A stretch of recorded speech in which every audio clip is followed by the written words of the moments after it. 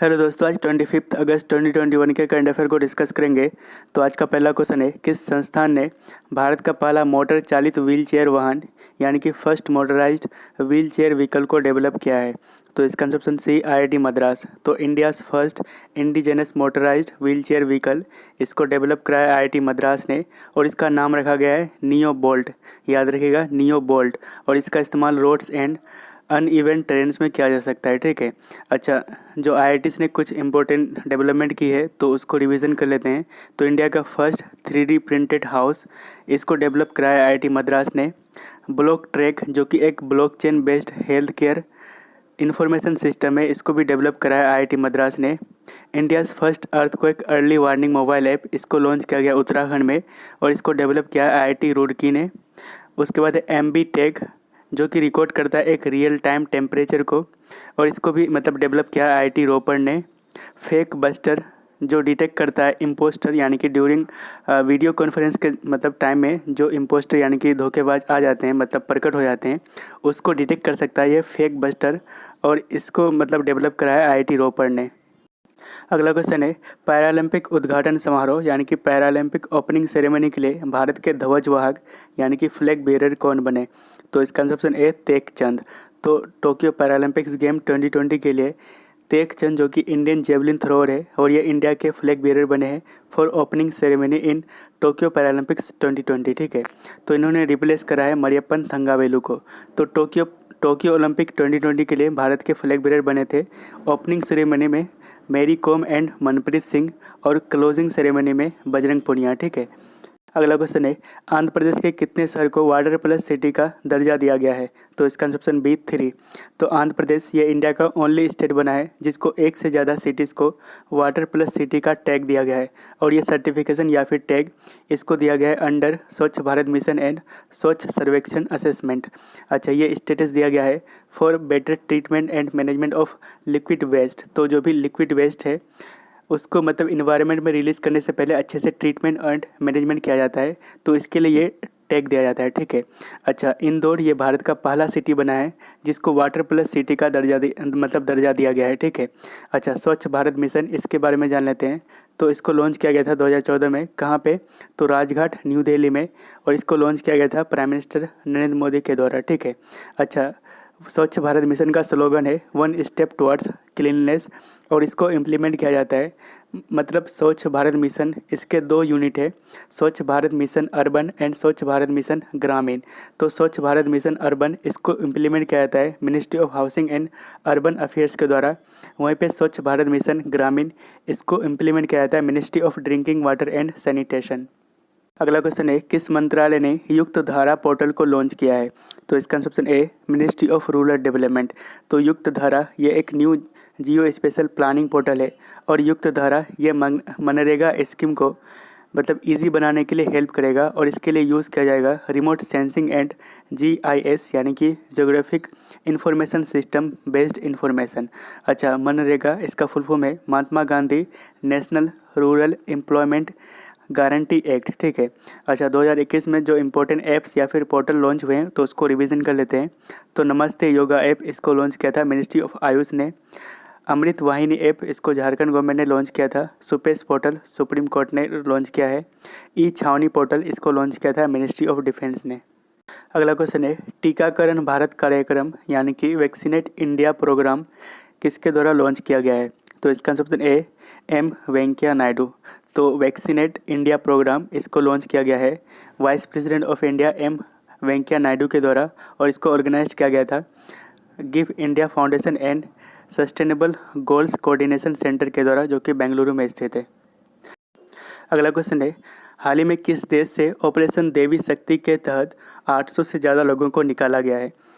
तो इसका answer option D Afghanistan. तो अफगानिस्तान से रिसेंटली इंडिया ने 800 से लोगों को निकाला गया है अंडर ऑपरेशन देवी शक्ति। तो याद रखिएगा, ऑपरेशन देवी शक्ति ये अफगानिस्तान के लिए। ठीक है। तो इंडिया ने करीब $3 बिलियन का इन्वेस्टमेंट कर रखा है। कहाँ पे? तो अफगानिस्तान में। तो कुछ मेजर इंडियन प्रोजेक्ट्स है अफगानिस्तान का, तो उसको देख लेते हैं। सलमा डैम, इसको अफ़गान इंडिया फ्रेंडशिप डैम भी कहा जाता है। और ये किस नदी के मतलब किस नदी में बनाया गया है, तो हरी रिवर में, ठीक है। उसके बाद है जरंज दिलाराम हाईवे, इसको बनाया गया है बॉर्डर रोड ऑर्गेनाइजेशन के द्वारा यानी कि BRO के द्वारा। अफ़गान पार्लियामेंट, ये काबुल में बनाया गया है और ये $90 मिलियन का प्रोजेक्ट है। चौथा है स्टोर पैलेस, ठीक है। तो आपको सलमा डैम यहाँ पे मिल जाएगा जो कि हरी रिवर के ऊपर बनाया गया है। उसके बाद है ये है पंजशीर वैली, जो कि हाल ही में चर्चा में था क्योंकि यहाँ पे तालिबान इसको कब्जा नहीं कर पाया है, ठीक है। अभी भी ये तालिबान के कंट्रोल से बाहर है। तो यहाँ पे है आपका जरंज दिलाराम हाईवे, ठीक है। अच्छा, इसके पड़ोसी देश को जान लेते हैं। तो इसके पड़ोसी देश है तुर्कमेनिस्तान, उज्बेकिस्तान, ताजिकिस्तान, चाइना, यहाँ पे इंडिया, पाकिस्तान एंड इधर है ईरान आपका, ठीक है। अगला क्वेश्चन है 2021 ग्लोबल मैन्युफैक्चरिंग रिस्क इंडेक्स में भारत की रैंक कितनी है? तो इसका ऑप्शन बी सेकेंड, ठीक है। तो 2021 ग्लोबल मैन्युफैक्चरिंग रिस्क इंडेक्स इसको रिलीज़ किया गया है कसमैन एंड वेकफील्ड के द्वारा। तो इसमें 47 कंट्रीज़ को मतलब रैंक करा गया है on the basis of 3 factors. जैसे मेन 3 फैक्टर्स है जिसमें शामिल है risk and cost factors, political and economic risk, market condition and labour cost market access, ठीक है। तो इसमें ग्लोबल टॉप करा है चाइना मतलब 2021 ग्लोबल मैन्युफैक्चरिंग रिस्क इंडेक्स में 1 नंबर पे है। दूसरे में इंडिया, और India became second most manufacturing destination globally, ठीक है। उसके बाद तीसरे नंबर पे है यूनाइटेड स्टेट। अगला क्वेश्चन है भारतीय नौसेना ने किस देश के साथ समुद्री भागीदारी अभ्यास यानी कि मैरीटाइम पार्टनरशिप एक्सरसाइज किया? तो इसका ऑप्शन डी फिलीपींस के साथ।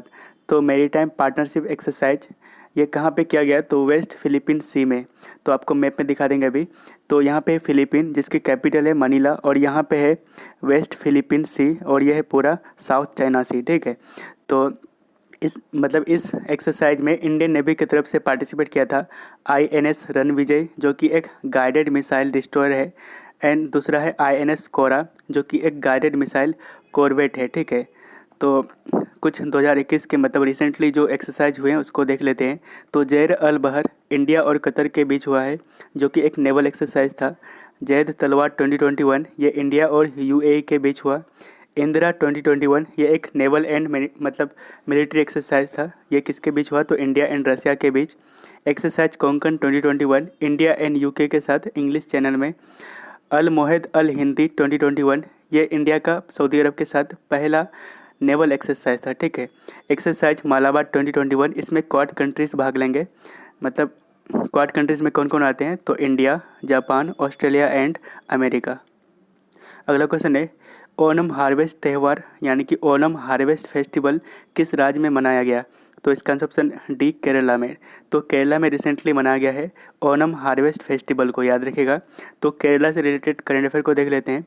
तो केरला के भी प्रेजेंट टाइम CM है पिनाराई विजयन, गवर्नर है आरिफ मोहम्मद खान, और इंडिया का पहला नेशनल हार्ट फेलियर बैंक यानी कि NHFB इसको इनॉग्रेट किया गया था Shri Chitra Tirunal institute of medical science में, जो कि केरला में स्थित है। नॉलेज इकोनॉमी मिशन इसको लॉन्च किया गया केरला में। केरला का पास अपना OTT प्लेटफॉर्म है, इसको भी याद रखेगा।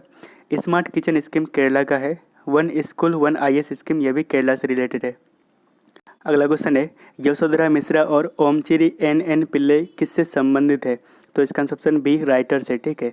तो साहित्य अकेडमी अवार्ड 2020 से दोनों को सम्मानित किया गया है। तो यशोधरा मिश्रा इनको ओडिया लैंग्वेज के लिए साहित्य अकेडमी अवार्ड 2020 से सम्मानित किया गया है, और इनको ये अवार्ड उनके वर्क समुद्रकुला घारा के लिए दिया गया है। वहीं पे ओमचिरी NN पिल्लई इनको मलयालम लैंग्वेज के लिए साहित्य अकेडमी अवार्ड 2020 से सम्मानित किया गया है, और इनको ये अवार्ड उनके वर्क आकाश मिकम ओमचेरी यूते के लिए दिया गया है, ठीक है। अगला क्वेश्चन है राष्ट्रीय सुरक्षा के लिए जिम्मेदार ब्रिक्स उच्च प्रतिनिधि की बैठक यानी कि BRICS high representatives responsible for national security meeting की मेजबानी यानी कि किसने होस्ट की? तो इसका ऑप्शन डी अजित डोभाल ने। तो 11th meeting of BRICS high representative responsible for national security, इनको होस्ट किए हैं national security adviser Ajit Doval ने, ठीक है। तो 2021 के जितने भी ब्रिक्स मीटिंग होंगे उनको होस्ट करेंगे इंडिया। तो ब्रिक्स ये कब बना था, तो 2006 में, जिसकी हेडक्वार्टर है चाइना के संघई में। और ब्रिक्स में 5 मेंबर कंट्रीज़ है। तो बी से ब्राज़ील है, आर से रसिया, आई से इंडिया, सी से चाइना एंड एस से साउथ अफ्रीका। अगला क्वेश्चन है, ओ चंद्रशेखरन का संबंध निम्नलिखित में से किस खेल से था, तो इसका ऑप्शन ए फुटबॉल। तो ओ चंद्रशेखरन ये फॉर्मर इंडियन फुटबॉलर थे और इन्होंने इंडियन टीम की तरफ से 1960 में रोम एंड 1964 में टोक्यो ओलंपिक्स में पार्टिसिपेट किए थे और हाल ही में इनका निधन हो गया, इसलिए चर्चा में है।